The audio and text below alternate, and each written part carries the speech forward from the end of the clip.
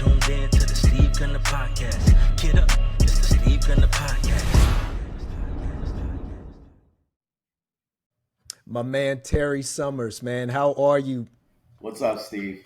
Thank you so much for coming on to the pod. You know, when I started the pod, I said, I have got to get Tarry Summers on.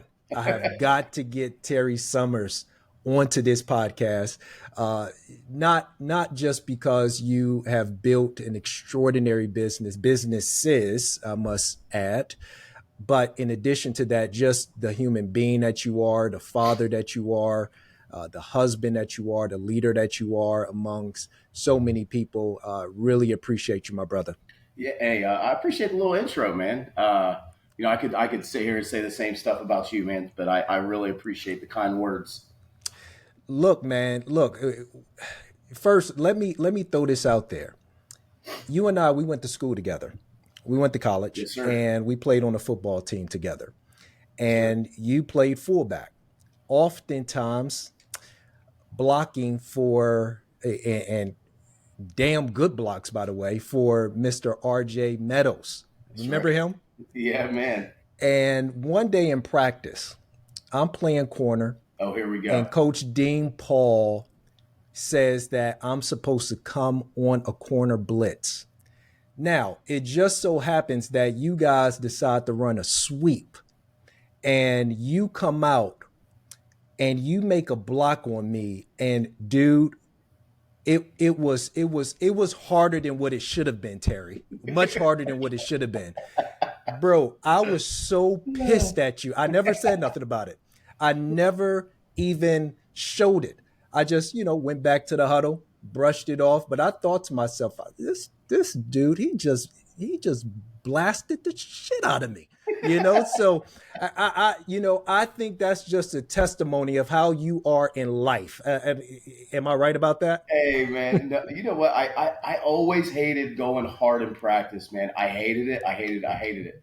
But if I didn't, then everyone's mad at me. Why didn't you make your block? And if it's ones against ones, like, you got to show out. And my neck was so sore for 4 years, man. My brain, it still is. But you know what, man? Like, when I didn't have. I mean, man, you were one of the most phenomenal athletes I've ever played with in my career, and I didn't have a lot. I mean, granted, you were a hard ass worker, right? So I don't want to take anything away from that, but talent wise, I didn't have it. Like, I had, I'm 5'6", 200 pounds. I was like, hey, if I don't have any talent, I got to work my ass off. I got to outwork everybody. So that's why you always saw me in the weight room. I was always watching what I ate, trying to force feed myself. And I figured if I outworked everybody, at least I could find a position on the field. And that was pretty much the only one that I could do. They're like, hey, if you're dumb enough to go run head first into somebody, like, here's a spot for you. Right. But I love that, man. I love the team aspect. Like, I was a wrestler in high school, but there was something about the team, the betterment of the group, just the camaraderie of the guys. I was probably the biggest fool in the locker room, but those are like the times that I miss, man. It's like being with the guys, being with the group, just the mission for the common goal. I love that. I miss that. And that's translated into your life. I mean, it's who you are. And today, and let me just kind of go over a few things that I've learned and that I've always known about you, but now it's evident in your career. But you are a real estate developer. I mean, no doubt, just an entrepreneur, man. I mean, Terry, how many businesses are you in at this point? Dude, now? It's crazy. Most of it is real estate. So, but we were going over our LLC formations the other day, and like, there's over 100 at this point. Like, just different.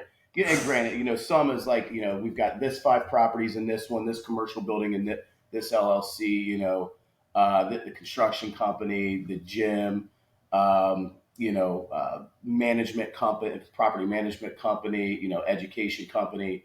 So, I mean, but it all, like, the thing is, you'll see a lot of people will say, oh, I've got all these businesses, blah, blah, blah. Like, the thing is like, we have one main business, and I call it my investment business. Underneath my investment business, I have my real estate. I have my stock portfolio and all the stuff I do in the traditional markets. And then all the other businesses I have, which now is trimmed basically down to the fitness industry, is symbiotic with my real estate business. So the education company, it's real estate and business education. So everything I'm doing, because at one point I had a brewery, I had some gyms, had some real estate, had some property management. I was in storage units. Like I had all these different things that weren't congruent with one another. And I ended up just trying to do a little bit of everything and ended up doing nothing. So like what I've learned is like pick like your main thing and then just kind of spawn off on it and make sure that whatever that next thing is can feed that original thing. That makes sense. Hmm. So you would label yourself then as an investor. You are. 100% Hmm. an investor. Hmm. It's actually, I have this quote on my board. It says, I am an investor. And it's got 6 rules of investing. And then as I start learning more and more and more stuff that I know is going to be a core principle, I'll just add it below. But like number one, for instance, is margin of safety. I hear Charlie Munger, RIP, talk about this all the time in every show, every time he speaks. Margin of safety, just making sure that hey, you don't feel like you're overconfident in the market when it's a bull market. You're not underconfident in your abilities, but you want to make sure that you build in this margin of safety so in case you do screw up or you get overconfident that hey you're still in the good, right? Like the market crashes by 20%, can you handle it? The market crashes by 30%, can you handle it? Hmm. And a lot of people can't necessarily do that. So Yeah. it's something that's very important. But yeah, I label myself as an investor number one. And then everything I do is because I don't want to be labeled as a real estate investor or just a real estate person or just a business person. I look at myself as an investor, and it helps me stay non-emotional about this stuff.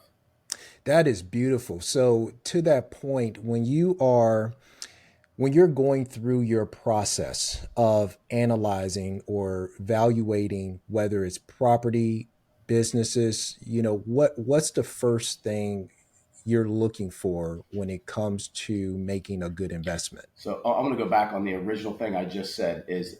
So I'm going to say number one, am I excited about it? Because if you're not originally excited about it, dude, you're never going to be excited about it, right? Hmm. But once you clear that emotional hurdle, it's like okay, let's pencil this out. Like for instance, right, wrong, indifferent, good, bad, whatever. Cannabis is a big thing, right? And I've seen what it's done for certain people in my life, and Absolutely. so I'm kind of on that train. But then again, there's some negative stereotypes with it, whatever.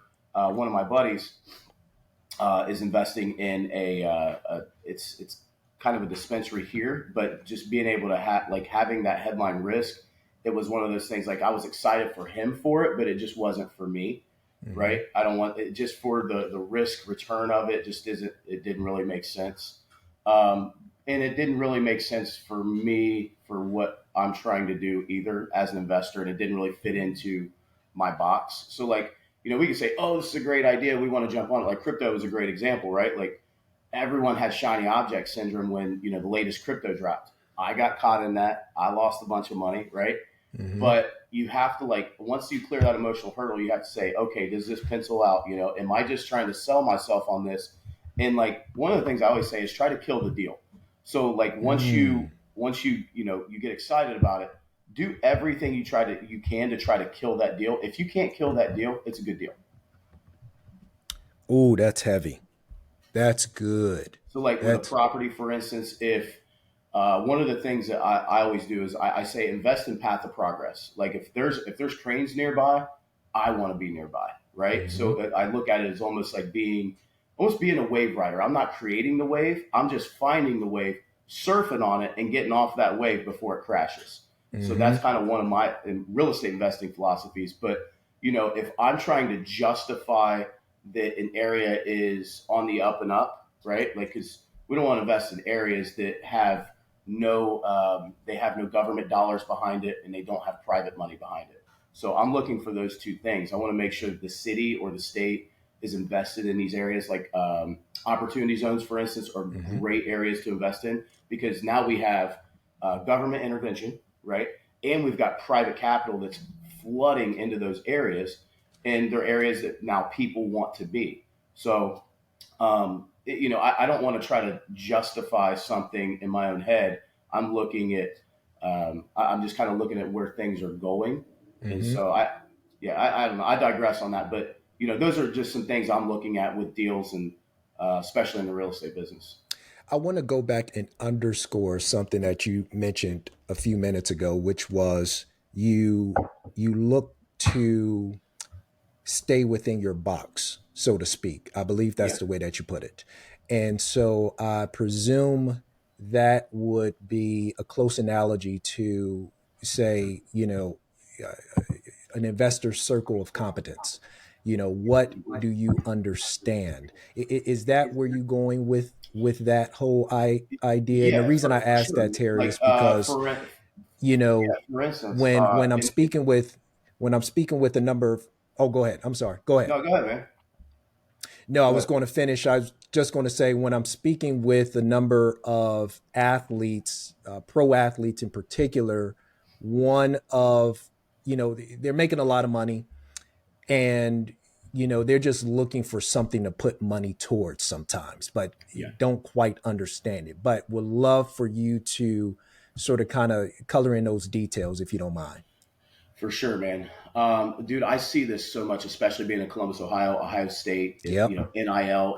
We have a lot. Cardell is like huge right now, promoting NIL and helping with that whole movement, and helping kids secure deals. But the issue is sometimes you get a bunch of money and then you don't know what to, and then everyone's presenting an opportunity to you. For instance, I was talking to one of my buddies yesterday, and he's a partner in a hedge fund out of Chicago. He comes across 250 deals before he invests in one. 250 before he picks one. Hmm. A lot of these athletes, especially college athletes now, because they're much younger, right? They don't have the mental capacity built up yet to be able to make some of these decisions. They're just throwing their money at what their buddy said. Hey man, I've got this, this barbershop, or I've got, this, I'm investing in this crypto coin or whatever, right? Whereas, like, what they probably should do anytime you come into any bit of money, like, I think that you should just let it sit for a while. Don't even touch it. Just look at it. Become numb to the number, right? Mm. And just let it sit there. Be comfortable with it, and then slowly start to piece it out into some different investments. But I think everyone should get a fiduciary, number one, because they should have a fiduciary responsibility to you, right? Mm-hmm. But I think for a lot of these guys, like who was I was talking to? Had Beanie Wells, who was a running back, good friend of mine. We're both cigar guys, Yeah. and we were. I didn't realize he had hundreds of properties that he had bought in the Akron area, and he's like, "Yeah, I bought houses for 25, 30 grand, Mm-hmm. and now they're worth 100, 150 grand, and I rent them out, take care of them, and now he's got hundreds of properties." But he saw real estate. He's like, "I'm not trying to get rich today. I'm not trying to get rich tomorrow. I'm trying to get wealthy in the next 20 to 30 years and leave a legacy for my kids." Mm-hmm. If that's the case, if you got a 20, 30-year time horizon, where else are you going to put your money besides real estate that people need to live in? Yeah. So, I think, to answer your question, especially with like pro athletes, college athletes, get a fiduciary. Real estate done correctly will not steer you wrong, especially places where people need to live and people want to live, right? Because just because someone needs to live somewhere, people aren't going to go live in BFE Ohio or Ada. Not everyone's going to go to Ada, Ohio to live Mm-hmm. full time, right? Mm-hmm. But if you're in the hot areas with I call it artists and hipsters because they're trendsetters. These artists especially, if Mm-hmm. you follow the artists, man, the developers will come right after, and you'll be able to ride that wave. But invest in real estate, and just if you come into a bunch of money, just sit there, look at it, don't make any decisions right away, and that way you start to become numb to it. Let me ask you this. How did you get started in real estate investing? You've built a massive What's crazy, portfolio. man? Yeah. I was working at you remember Urban Active? Yeah. Okay, so Urban Active was like in LA for everyone listening. Like a Globo gym, like an LA Fitness. And it was 2008 when I graduated, so I didn't find a job, obviously, global financial crisis. Mm-hmm.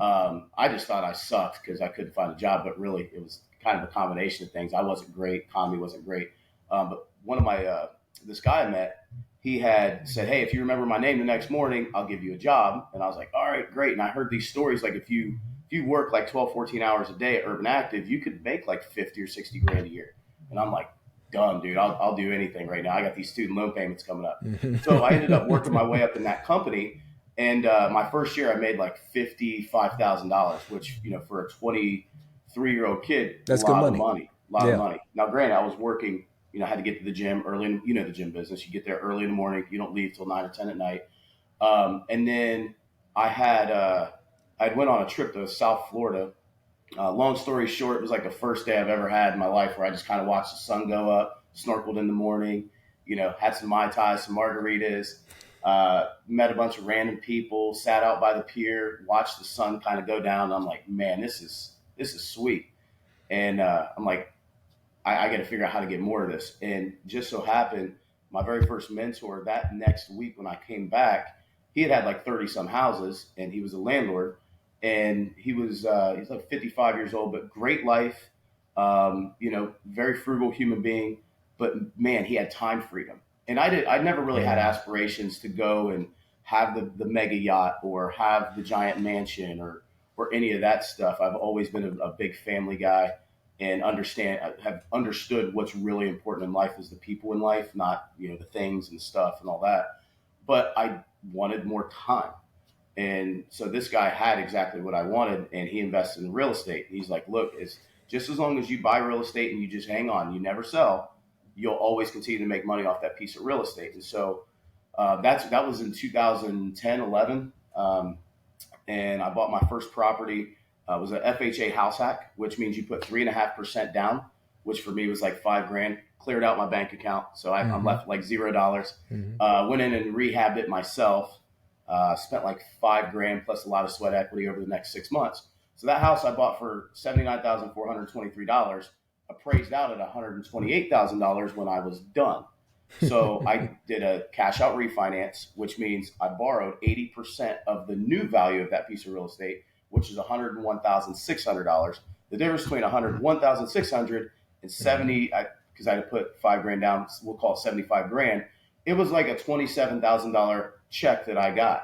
And my payment only went up like $80. I'm like, so I pay $80 more a month. I get $27,000. I'm like, I can go out and buy 2 more houses that are going to cash flow at least $400 or $500 a month. So I'm like, and then I cut cable, so it was like a net zero. And I got $27,000. So I was like, I was hooked after that, man. Man, you just hit on a very important topic, which is you acquired a property, you improved the property, you did a cash out refinance. Yep. And if I'm not mistaken, that money isn't taxed either. No, it's not taxed. Right. Like we're all trying to not give money to the government. They waste so much money. And then especially as you get an upper income bracket, you're like, I'm giving half my money away. What's this about? Right. But what's cool about that is like, I felt like I had cracked like the wealth code at this point. I'm like, I really thought I was doing something illegal. I'm like, do I have to pay taxes on this? Can I do this like as many times in a row as possible? Like this can't be legal. But then as you start, and YouTube University wasn't a thing back then. You had to read books and, your Dean Graziosis and, some of these old school guys, David Lindell and some of these old school guys that have books back then to be able to figure out the game. But after that, man, like I realized that you can't put 3.5% down on every property. You actually have to put 20% down on rental properties. And I'm like, damn, that's where they get you. Right. So I was like, well, if I just move out of this house and do that again and again and again every 6 to 12 months, I can really create some wealth. So on top of moving every 6 to 12 months over the course of the next 12 years of my life, my wife's not moving anymore, by the way. So no, not if you're going to stay married. She's been there for about half of this journey. But yeah, man, the next deal I saved up like $11,000, put 20% down on my next deal. Figured out the rehab, went in and painted myself and, got some of my South End buddies that, to come in and help out. And I remember one guy, he lived beside my parents in a camper out in the backyard. and I would have to come in and break him off cash every night. And, I don't know what he was using it on, but but you kind of you get scrappy, right? Especially in the beginning, you have to be scrappy and resourceful.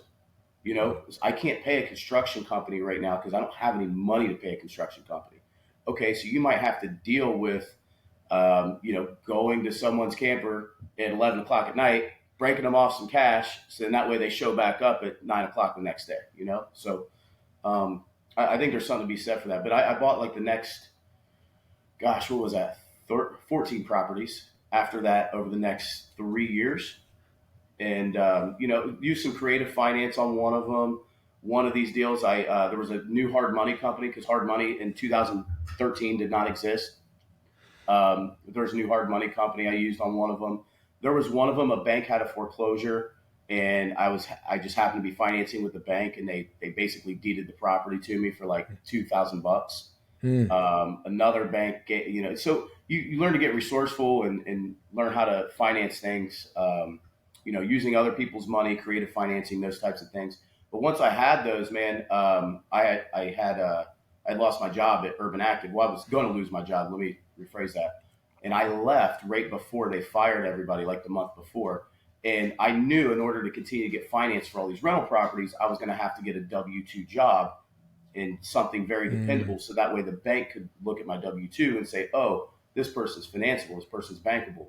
So I went to Chase Bank, which is like the biggest conglomerate on planet Earth. And I was there for like 8 months, man. And I was like, I just couldn't do it, man. The headset, cubicle, telling me what to wear. I don't really dress up for work. I dress how I want to. Yeah. They said you had to have a collared shirt, dress shoes, khakis, tucked in. You'll look sharp with a shirt and tie, my brother. Do what? I said you'll look sharp with a shirt and tie. You know what, man? I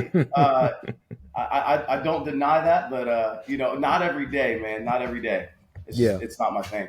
But yeah, and then after that, man, I decided I could not stay in corporate America forever. This just wasn't for me. And I bought 16 rental properties in a triplex in one day, went out, quit my job, and then that full-blown, I guess, business person, investor, entrepreneur after that. Yeah. Yeah. What are some common mistakes you've seen new real estate investors make? Number one is I think there's two. One is you get some of these seminar junkies that they'll go to every single thing and then they end up doing nothing because they get flooded with so much information. It's almost better to not have all the information. Like if I had all the information, like I would probably not do as much, right? Like you gotta be dumb to some point, for lack of a better term. Like you can't, like if you know all of the risks, you're not going to take any risk. You're like, man. But that's there's good. Like, if you had a bowl of Skittles, right, and one of them was going to kill you, it's kind of the same thing in real estate. Like, hey, there might be that one black swan event that comes in and just takes you out. But you know what? You don't die. You get to start again. So I don't know, man. I think a lot of people become risk averse by getting too much information and listening to too many people. That's number one. Number two, I think people don't know how to scale. People do everything themselves. So they end up not knowing how to hire the right people, how to have a dream team, how to properly scale their business to where, because a lot of people get into real estate and they get tired real quick because they're like, man, I'm doing this. I'm answering this call at 10:30 at night. I got this problem, and they don't know how to delegate or structure or systemize anything. And that's another problem I see a lot of investors make. And then number three, I would say just defining what your goals are. I'm not one of those guys that says, like Grant Cardone, you got to scale to, $1 billion or else you're nothing. Or, I think just defining what you really want. Originally my goal was I wanted to make 10 grand a month. I knew if I had 10 grand a month coming in passively, I could continue to get financed for more rental properties and grow if I wanted to. I could live a good, decent life if I wanted to, and that would give me options. And for a lot of people, like that 10 grand a month or whatever that number is, that freedom number, that's great. Like once you attain it, do the things that you said that you were going to do before attaining that number. The problem is most people get such in that little hamster wheel, and they just grow, and then they get that 10 grand a month or that 20 or whatever the number is, and then they're like, okay, I want more and more and more, and then that's a never ending battle. You're never going to win anyway. Mm-hmm. So I think just setting your goals up originally and sticking to them. Hey, I want to go spend more time with my wife. I want to take my kids on these 4 vacations. I want to, whatever it is, right? Or I want to send my kids to this school. Well, when you get to that point, do it. Mm-hmm. Don't just continue to scale your business because you don't know what else to do. You already know what you want to do, but ego will get the best of everybody, man. Mm-hmm. It's the best of all of us, right? Especially if you have any type of alpha in you, man. As soon as you see, a number or amount of properties or any type of success, you want more and more and more, and that's a battle we're never going to win.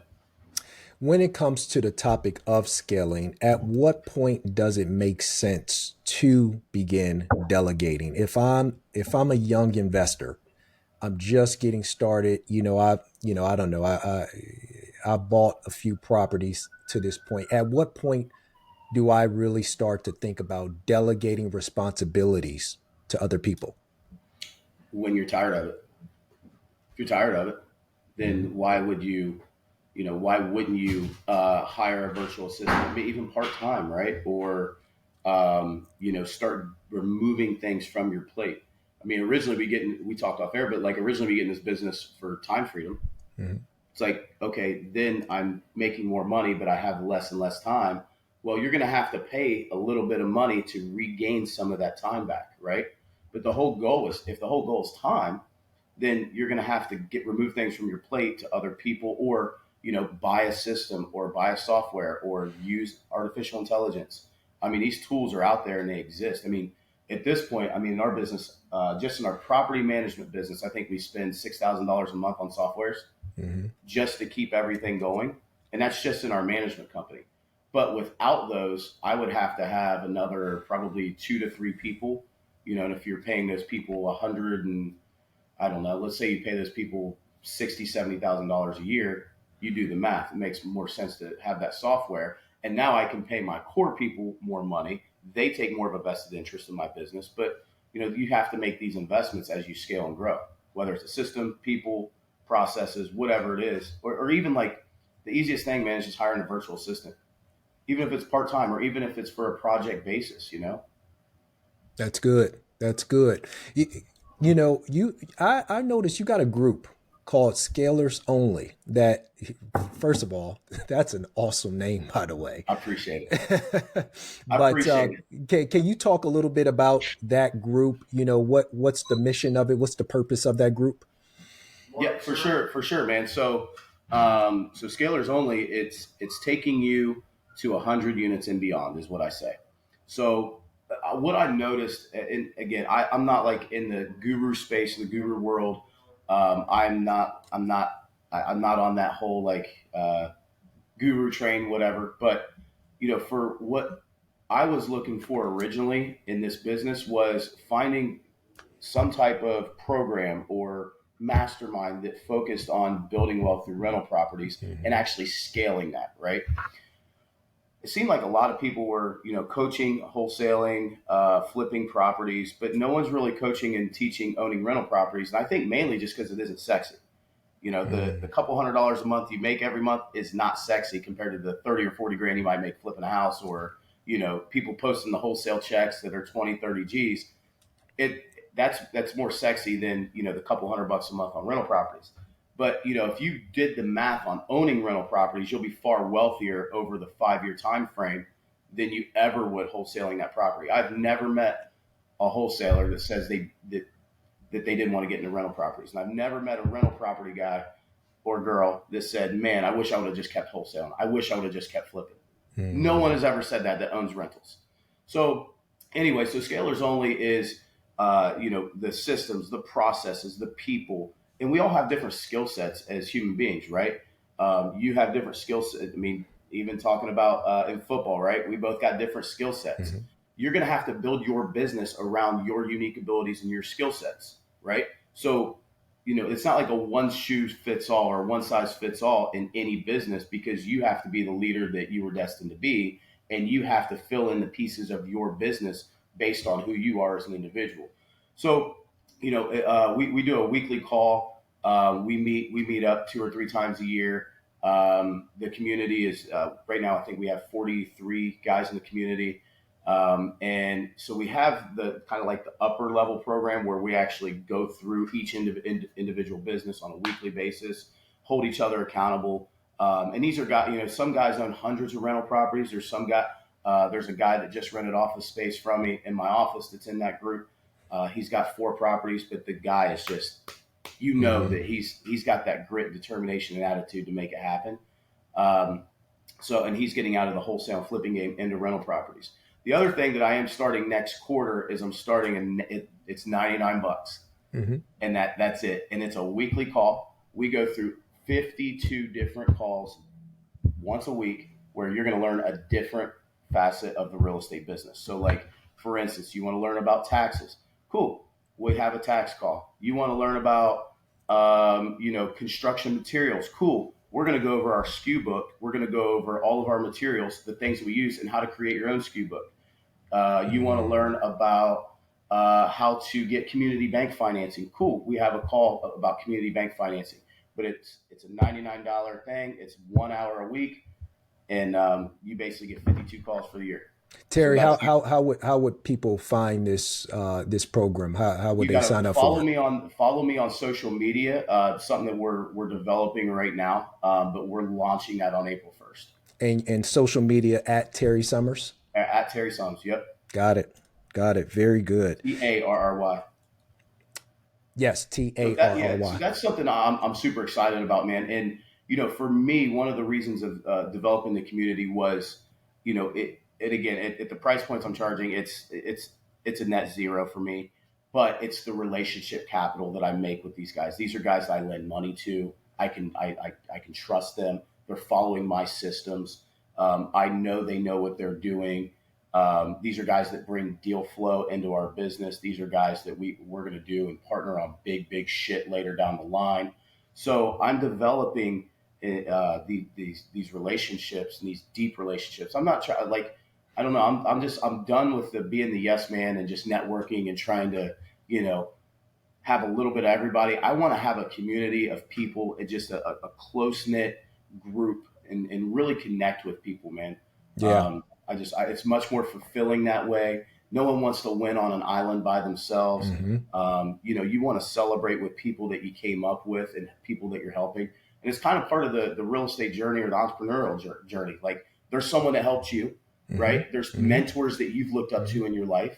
And as they become older and wiser and, they become more of that old bull and you're still the young bull, that old bull wants to teach that young bull, because they might see something in themselves, in that person. And, it's almost like raising a son, or, if you're a woman in this business, almost like seeing your daughter like blossom and do more and better. And so as we get older, we want to give back, but also too, throughout the journey, these are people that are scrapping the deals that are, that we can lend money to. So it's just kind of part of the journey as we go on, man, to do those things.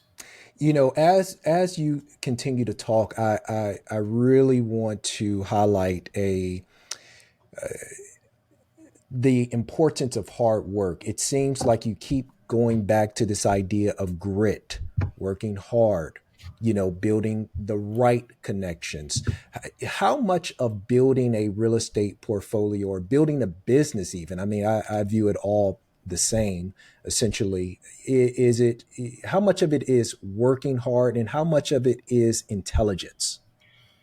So it's a great question. One of my mentors, Mark Evans, he's got a book called The Magician versus the Mule. All right. And I think that the title kind of says it all. If working hard were the prereq to success, there would be a lot of people in third world countries that would be more successful than anybody, right? But you have to be able to use your brain as well. You have to be the magician as well. You can't just be the mule all the time. You can't just, right? And so the way that I ran my athletic career was, I'm just going to outwork everybody. Well, that's only going to get you so far, right? You have to start learning how to use the right training, or you have to start learning how to be the magician in business too. Like, for instance, instead of just trying to fix everything yourself and save a dollar and save this. Well, now let's be the magician. Let's figure out who else is better equipped to fix this house. Let's pay them so that way we can scale, do more, better, and more often. So like you have to learn how to a work hard, but also b you got to learn how to sprinkle your fairy dust on stuff too, man, and be able to use the tools that are out there, man, the systems, the processes, um, other people, right? Leveraging everything that you have in your toolbox, and that's what being a magician is all about. You know, conditions in real estate often change. Sometimes we're in a buyer's market. Sometimes we're in a seller's market. Sometimes we have, higher interest rates. And, as we're dealing with that environment currently. But, how do you adapt your strategy to different market conditions? What do you? I got a question for you, bro. Yeah. So, what do you think it's? Because you're in one of the hottest markets ever in recorded history. Is it a seller's market or is it a buyer's market? Depends on where. So we have Mm, sub markets where it is most certainly a buyer's market. And the reason for it is just merely the fact the interest rates are too high for them to afford a mortgage payment yeah. on that particular property. But then in high demand areas, just like most places, it's a very robust seller's market. So Yep. I would say all in all, across the triangle, it is still a seller's market, given low inventory, given the fact that we're still trying to get houses out of the ground on a new construction, from a new construction standpoint. But especially when you get into the upper price point brackets, that is most certainly a seller's market. Yeah. Anything over a million does not sit very long. Wow. Yeah. Yeah. So like for I mean I'm in Columbus, Ohio, which in my eyes, like I look at your like the Raleigh market, for instance, in North Carolina, and I feel like we're like it's like peeking into the future. Like we're like 3 or 4 years behind. So I'm like watching what's going on here, and then knowing that hey, I've got a crystal ball into what's going to happen in the future. For us, it's the same thing, right? Like some of the very lower price stuff, like your D class real estate, those things are not selling, right? Because they're in places that aren't desirable and people don't want to be. But the stuff that's in a B neighborhood, like your suburbs, that stuff's still flying off the shelves. And the stuff that is in certain school districts still flying off the shelves. I mean, there was a house that went up in our neighborhood, for instance, for like 1.1, and it went into contract, and it was a complete like redo, right? And it was probably I think 2,500 square feet.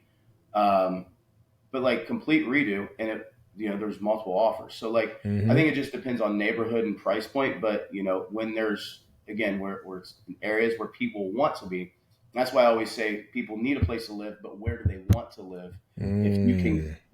you get both of those, then you're going to win. Good point. Your preferred investment strategy clearly sounds like it's buy and hold, but is there ever a time when it makes sense to fix and flip? For sure. I call it buy and hoard, which instead of buy and hold. No, I'm kidding, I man. like No, so that. like I used to be the buy and hoard guy. I just never wanted to sell. But the thing is like eventually when you buy things, you fix them up. You might rent it out for say 3 years, and it might be in a highly appreciating neighborhood. And you're like, well, hey, I'm making $400 a month cash flow, but my property appreciated $100,000 in value. There's 150 grand in this house. Okay, great. Maybe it makes sense to sell it to an owner occupant. So one of the things I don't even look at myself as like a property manager anymore. I look at myself as a portfolio manager. So Mm. what I'm doing every single month is I'm evaluating every property, what the costs associated with that property are, how is that neighborhood. Like for instance, we had a property in a great neighborhood, um, but the neighbors suck. It's just it's like on one of those streets, man, where just you got some you got a boat in the yard. That this guy's got a couple cars just chilling out in the yard, and like no one wants to be by that stuff. Hmm. And it what was it? I think we had 3 unit turns since 2020. So 2020 bought the property. we've turned that property 3 times. So that's a tenant every year. You Yeah. cannot make money in the rental business if you're turning units every year or every 2 years or even every 3. Mm. So that was one where like, okay, well, we've got, we could make 60 grand off this property by selling it, or we just continue to go down the same train that we're going down, which is renting this thing out and losing money. So that makes sense to sell. So I call it like portfolio pruning, for instance. So I want to prune what are the best 5 to 10% of my properties. What are the least performing 5 or 10% of my properties? Because especially once you get scale with this thing, your headaches are going to come from these things down here. And you might have 80% of your people never give you problems, but it's always that like 10 or 20% that give you all the problems. Well, dude, get rid of those. You know what I mean? Because they're going to take up all your time. So I'll trim the fat on the bottom, but also too the stuff that has appreciated, great neighborhoods, or one of the things I always try to do is sell back to tenants and give them first option. Hey, if you'd like to buy this property, we always put this in our renewal letters. If interested in purchasing this property, just know that it may be available for sale in the future, and at least plant the seed. It does a couple of things. Number one, it kind of tricks them mindset wise to treat it more like a future home. Right. And then number two, it's giving them the option because they're already living there, right? So like if we ever do want to put it up for sale, and I'm not one of those people that will kick people out to sell the house. Never do it. Mm-hmm. But if there's, let's say out of all of our renewals for a given month, let's say we have, Bob, Brenda, and Stacy that don't want to renew. I'm going to evaluate those 3 properties. Hey, how they performed since Bob, Brenda, or Stacy lived there. Are they making cash flow? Let's look at this from a sales comparison standpoint. Do these properties make sense to piece out and maybe sell to an owner occupant? Are these better sold as a 3 package to another investor? And then evaluate those numbers. And so it's not looking on return on investment, it's looking on return on your equity at that point. And then, okay, well, great. If I have this bundle of cash out of these properties and I extract my equity, how much more damage can I do with that? Then I can take that money, maybe from those 3 properties, 1031 exchange those 3 properties into a commercial building, or maybe 10 properties, or whatever you want, right? Or you could 1031 exchange maybe into one bigger property and then borrow your money back out on the backside. So you're kind of playing a real life monopoly, for lack of a better term, man. So, Yeah. but it's just always evaluating where your portfolio is.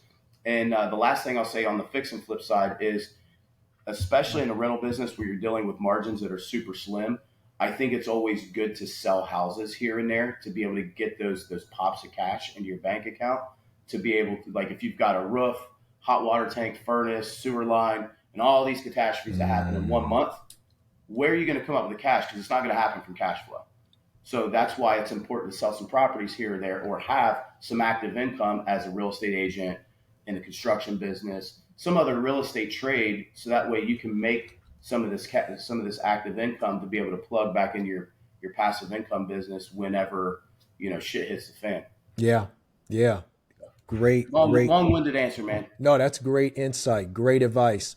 So, last question for you, Terry. So, I am a pro athlete. Maybe, I'm looking to transition out of my sport, in the next, 1 to 5 years or so. Yeah.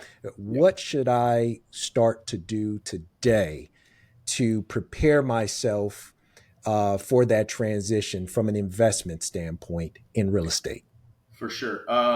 So are we talking are we talking NBA money, or are we talking NFL money? Let's go NFL. Okay, because those are 2 different numbers. Those are different You numbers. got NBA money, man. Just put that stuff up and let it ride, right? Yeah. Take your 7-8% a year, call it a day. That's right. You've made it. But if you've got NFL money, you might have a couple million. Man, you still have to generate wealth, right? Like you got $1 million. At best, you're going to get 8 to 9, 10 grand a month. So like if you want to live the lifestyle that you had, like you're going to have to make more money than that. So I think real estate, man,